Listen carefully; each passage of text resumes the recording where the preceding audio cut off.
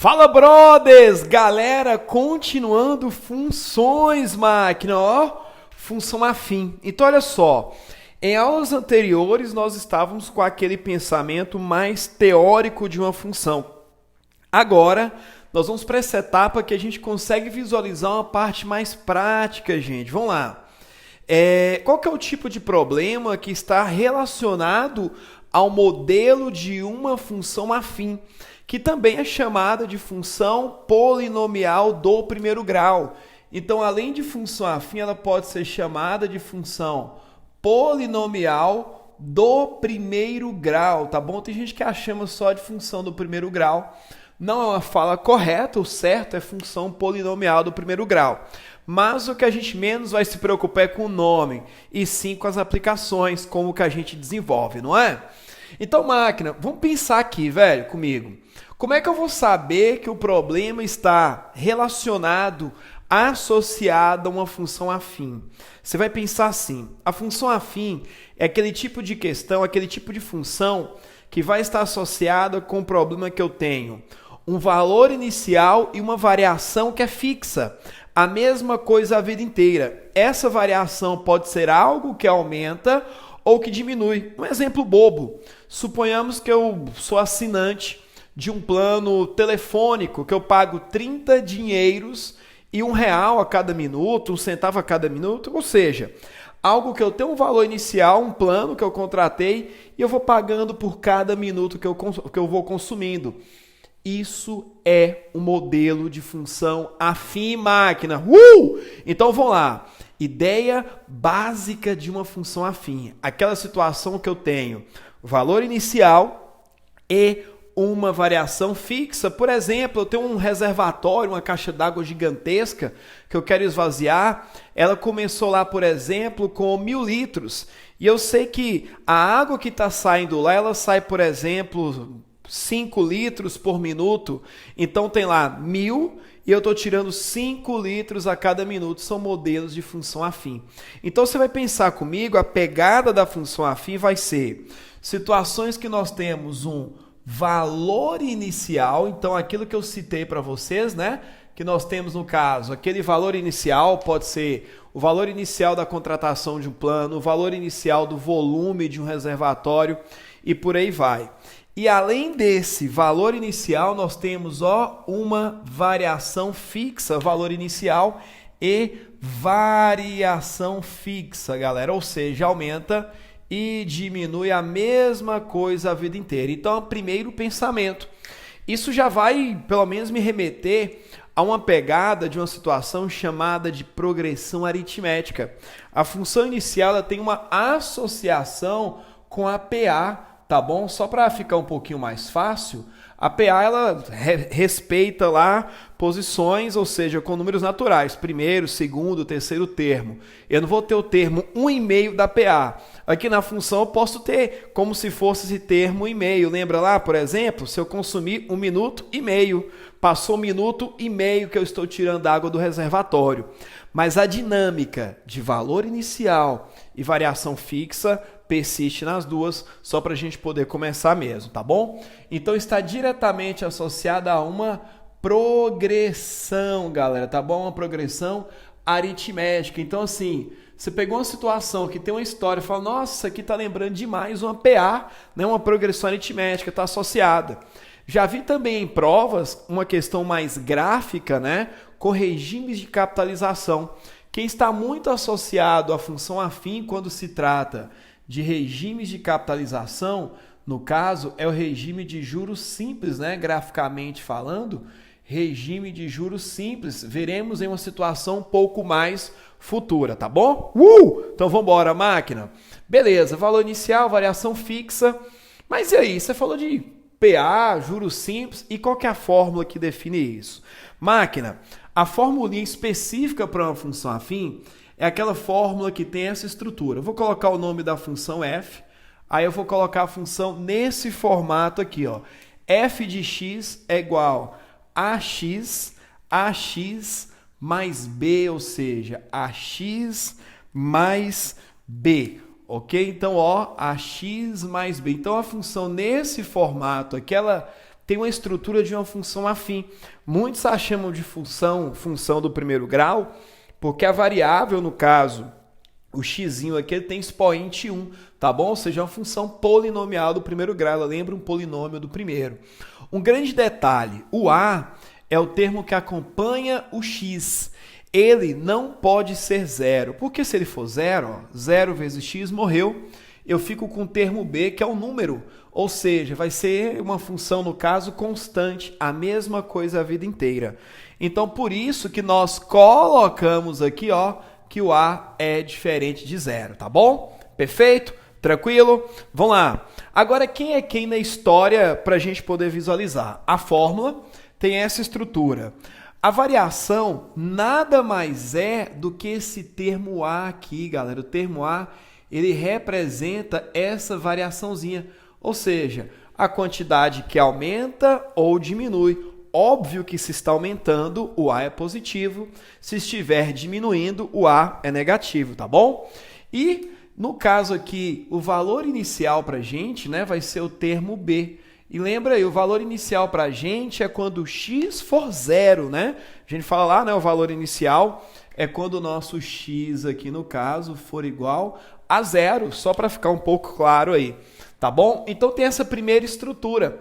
Ah, então, por exemplo, quer dizer que dá para a gente bolar uma história em cima daquilo que eu estava falando, né? Suponhamos aqui, ó, duas funções. Vamos colocar aqui duas funçõezinhas para a gente. Um primeiro exemplo, eu tinha falado lá, vamos colocar um esquema de cobrança, né? Suponhamos que eu sou, sei lá, assinante de um plano de saúde, vamos colocar assim. Vamos colocar aqui, ó, plano P de um plano de saúde. E aí lá tem a seguinte forma de cobrança. Eu pago, por exemplo, R$ 80,00 mensais mais R$ 10,00 por consulta. Então eu consigo projetar qual vai ser meu gasto. Eu tenho um valor inicial e uma variação por consulta que é fixa, né?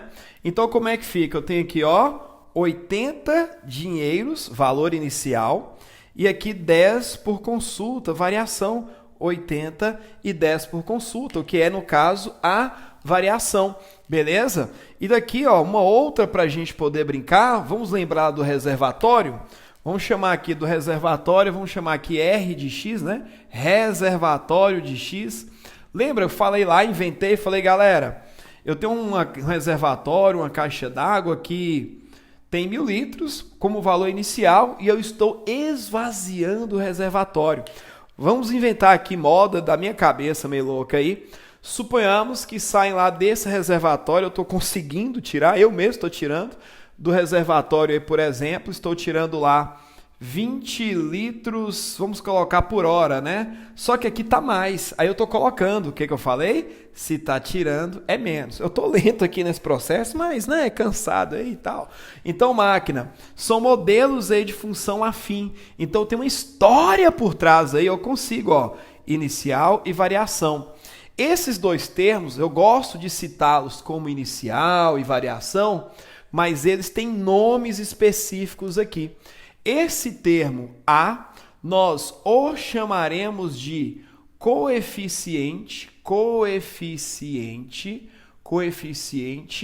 angular, beleza? O termo A, nós o chamaremos, no caso, de coeficiente angular. E o termo B, máquina, olha só o termo B, nós o chamaremos de coeficiente linear, tá bom? Coeficiente linear. Eita, até rende, hein? Coeficiente linear. Beleza.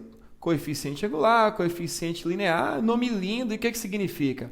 Pois é o problema, né? Vamos ver que agora, galera. Olha só, brother, tá aí.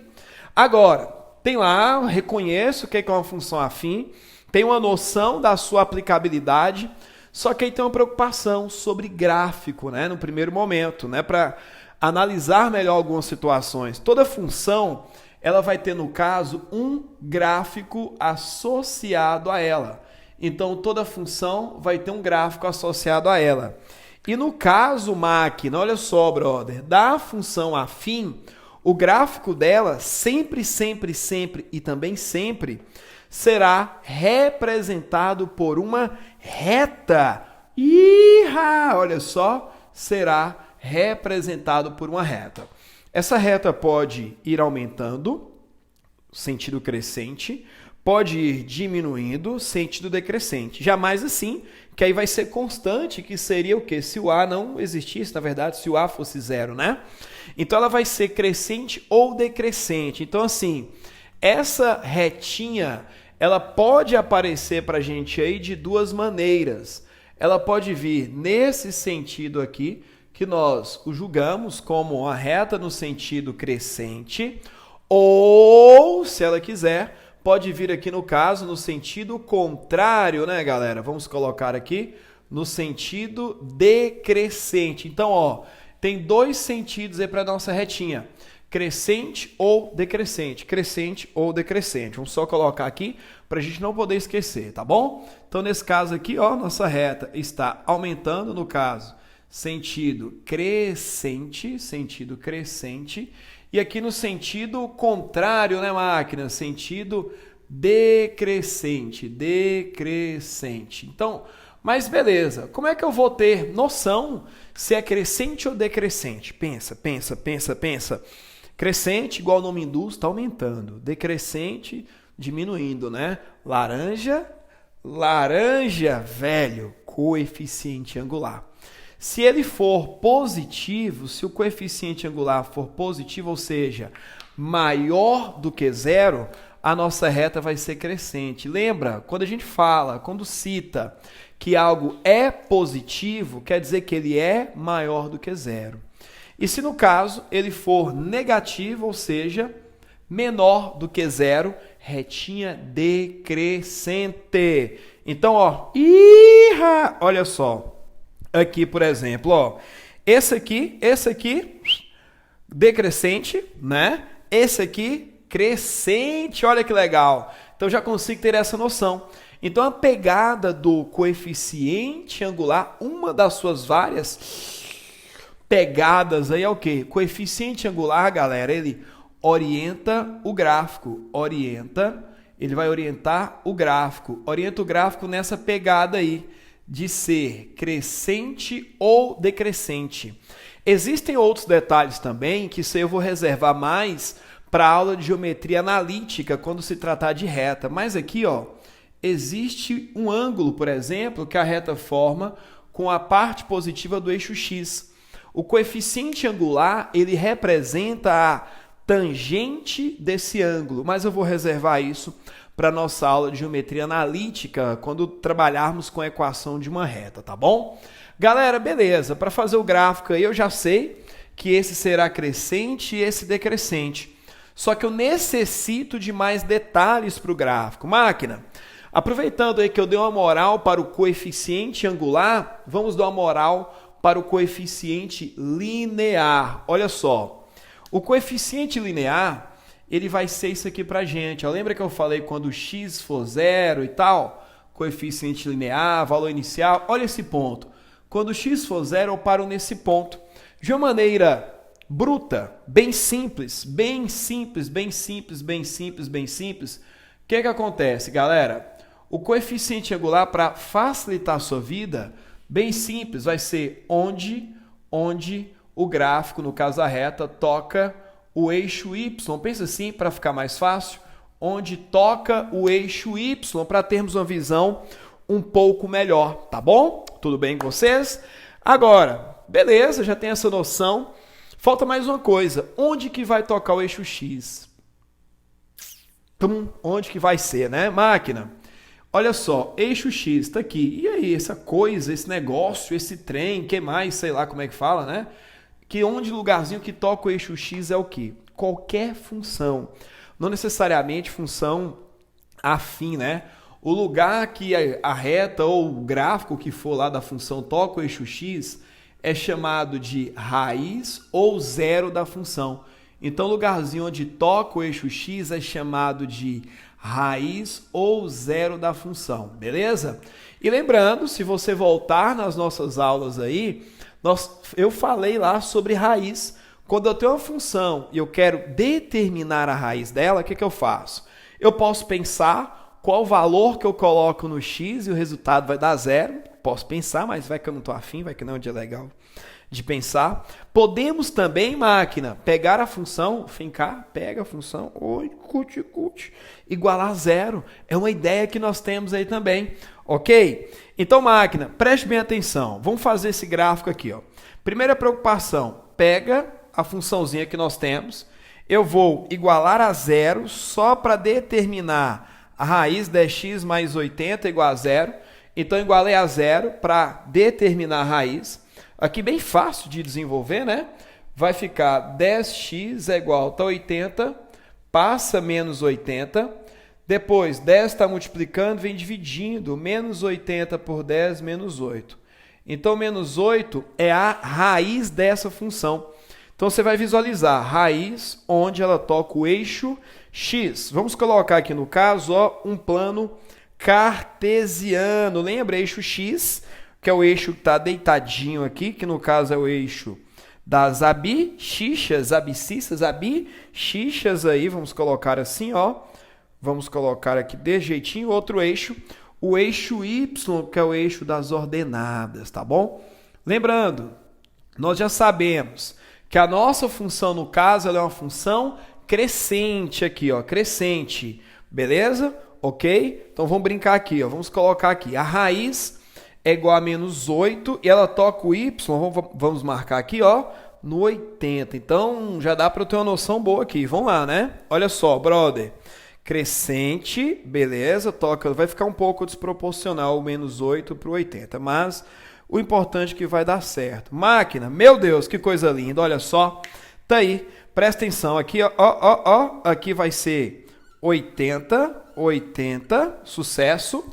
Aqui vai ser a raiz, que no caso é menos 8. Olha só que legal. Tá aí, beleza? Perfeito. Esse é o gráfico dela. Aproveitando a oportunidade. Tem uma coisinha chamada de estudo do sinal da função, que é uma preocupação de saber onde que ela me dá resultados, ou seja, imagens, positivas ou negativas. Repara. Está aqui o menos 8. O que vem à direita de menos 8 está para cima, que a gente chama de região positiva. À esquerda de menos 8, negativo. O que isso quer dizer? Se você for nessa função e trocar x por números menores do que menos 8, só vai dar resultado negativo. Por números maiores do que 8, resultados positivos, tá bom? Só aproveitando aí a oportunidade. Máquina. Segundo modelo aqui, ó, um segundo exemplo, mesma coisa. Pega a nossa função, nós vamos igualar a zero, menos 20x mais 1000 é igual a zero. Lembrando que isso aqui é para determinar a raiz, que é onde ela toca o eixo x. Então, ó, menos 20x está menos 1000, está 1000 na verdade, passa menos 1000. Olha o que eu gosto de fazer. Você pode multiplicar por menos 1, mas você pode passar isso aqui tudo para o outro lado dividindo. Ah, Milton, ó, vamos lá, presta atenção. Menos 1000 por menos 20. Tá lá. Fala, mas você não tem que trocar de sinal? Gente, não tem isso não. Quando você está resolvendo isso aqui, ó, 2x igual a 6. Você não faz isso aqui 6 por menos 2, não. Ué, trocou de lado, troca de sinal. Não. Trocou o lado, troca de operação, tá bom? Cuidado aí. Então, você não precisa sempre multiplicar por menos 1, não. Tá menos 20, passei menos 20. Fica pra gente, ó, menos por menos mais. Posso simplificar um zerinho. 100 por 2 vai dar 50, que é a raiz dela. Vamos fazer o gráfico pra gente poder fechar isso aqui? Então, máquina, plano cartesiano. Vamos lá, deixa eu colocar aqui novamente um minutinho. Olha só, eixo x, de novo, eixo x é o eixo das abscissas, beleza? O eixo y aqui, máquina, olha só, vamos lá. Eita, ficou torto, agora deu certo. Eixo y aqui, eixo das ordenadas, galera, eixo x e eixo y, x e y aí, beleza? Tranquilos? Máquina, vamos lá, ela é decrescente, beleza? Toca x no 50, toca y no número 1000. Então, já dá para eu ter uma noção. Decrescente, toca aqui no 1000 e no 50. Ah, ficou fácil demais. Vamos fazer aqui, ó, desse jeitinho, olha só. Show, papai! Desse modelo. Galera, olha só. Raiz é o 50. Então a raiz aqui, ó, vai ser o 50. Vai tocar Y aqui, machina. Olha só, meu Deus, olha só que bonito. É meu, olha só, boa. Legal. Galera, vem comigo. O lance do estudo do sinal. Ó, olha a diferença dela. Se eu trocar x por alguém que é maior do que 50, o resultado está lá embaixo, é negativo. Então, por exemplo, se x for 200, que é maior do que 50, o resultado é negativo. Ela é todo o contrário. Se eu trocar x por alguém que está à esquerda, ou seja, é menor do que 50, o resultado está lá em cima. No caso, é positivo. É o lance de estudo do sinal. Beleza? Ok? Tranquilos aí, ó. Momento do print. Vai lá, 1, 2, 3. Printou? Show, né, galera? Show. Então, brothers, é isso. Temos aqui a linda função afim. Ok? Valeu, brothers. Até a próxima.